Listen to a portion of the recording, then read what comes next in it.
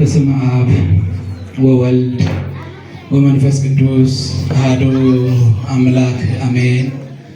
ስብሐት ለእግዚአብሔር በሰማያት ለዘአብጽሐነ እስከ ዛቲ ሰዓት። ክቡር መምህራችን መጋቤ ሐዲስ መምህር ጻዕዳ የቤተ ክርስቲያን የመጽሐፍ መምህር፣ መምህራችን መምህር አሰግድ ሰባኪ ወንጌል፣ ሌሊት እግዚአብሔርን ቀን በቅዳሴ ስታገለግሉ ያደራችሁ አባቶቼ ካህናት፣ ወንድሞቼ ዲያቆናት፣ የሰንበት ትምህርት ቤት አባላት፣ አባቶች፣ እናቶች፣ ወንድሞች፣ እህቶች ሁላችሁም እስከ ሞት ድረስ በወደደን ማፈቀረን በልዑል አምላካችን በእግዚአብሔር ኢየሱስ ክርስቶስ ስም እንደምን አደራችሁ? እንደምን ሰነበታችሁ? እንደምን ከረማችሁ? አሜን። የአንደበታችንን ምስጋና ያልናቀ በቤቱ የሰበሰበን ከኃጢአታችን የሚወደን ቸሩ መድኃኔዓለም ኢየሱስ ክርስቶስ ስሙ ለዘለዓለም የተመሰገነ ይሁን። እንኳን ለዛሬቱ ቀን በሰላም በጤና አደረሰን አደረሳችሁ። እግዚአብሔርን አመስግኑ እልል ብላችሁ።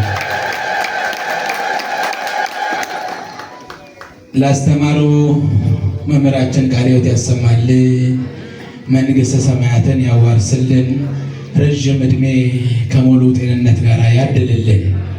እንግዲህ ጊዜው ወቅቱ የክረምት መግቢያ ወቅት ላይ ነው ያለነው።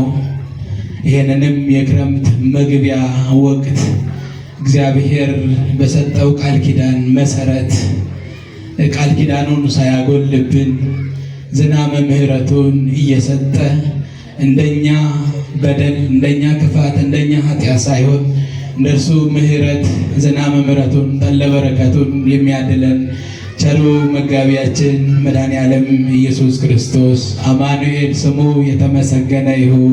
አመስግኑት።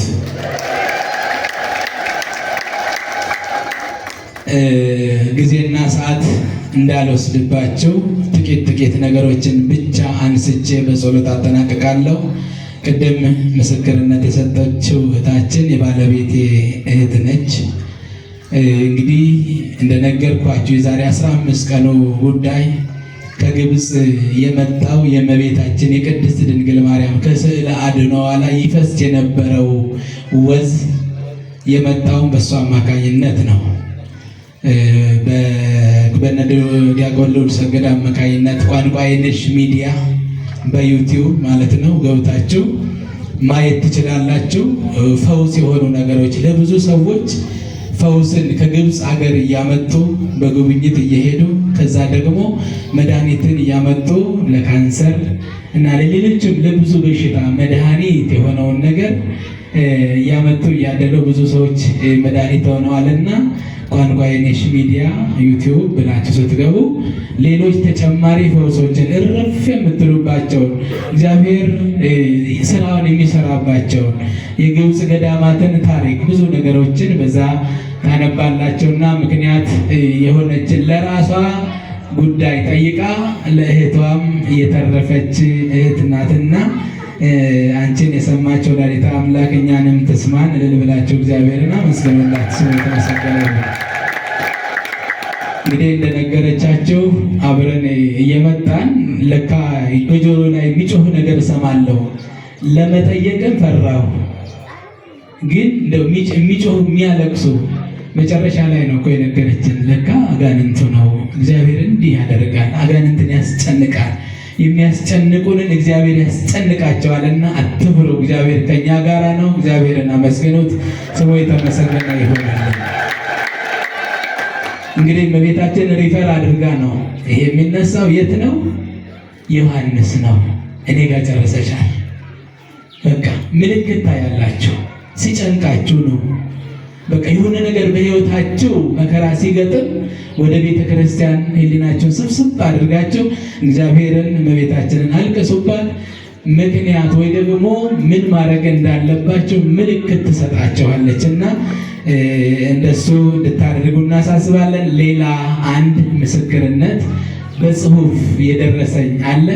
እሱን አነብላችኋለሁ። ምስክርነት ይላል ከላይ በስመ አብ ወወልድ ወመንፈስ ቅዱስ አሐዱ አምላክ አሜን። ልጄን ያማት ነበረ። ለ3 ቀን እዚሁ ክርስቶስ ሰምራ ዋሻ ሱባኤ ከእህቷ ጋር ገብታ ነበር።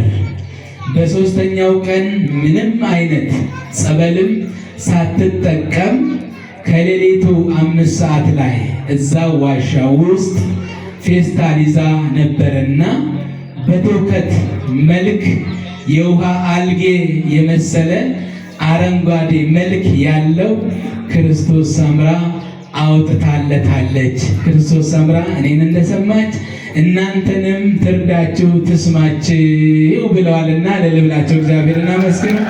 ለዚህም ደግሞ 500 ብር ገቢ አድርገዋል። እግዚአብሔር ስሙ የተመሰገነ ይሁን። ከዚህ በላይ ምን አለ? የተጨነቃችሁ፣ የተጠበባችሁ፣ የጠየቃችሁ ጸበል ሳትጠመቁ፣ ሌላው ደግሞ ጸበል እየተጠመቀ ይድናል።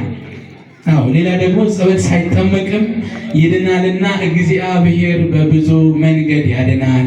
አፈር ተቀብታችሁ ትድናላችሁ። እዛው የቆማችሁበት ጋር እግዚአብሔር መልስ አለው ለጥያቄያችሁ እና ምንም አትፍሩ፣ ጸልዩ፣ ለእግዚአብሔር ንገሩት። እግዚአብሔር ሁሉን ነገር ማድረግ ይችላልና ስሙ የተመሰገነ ይሁን።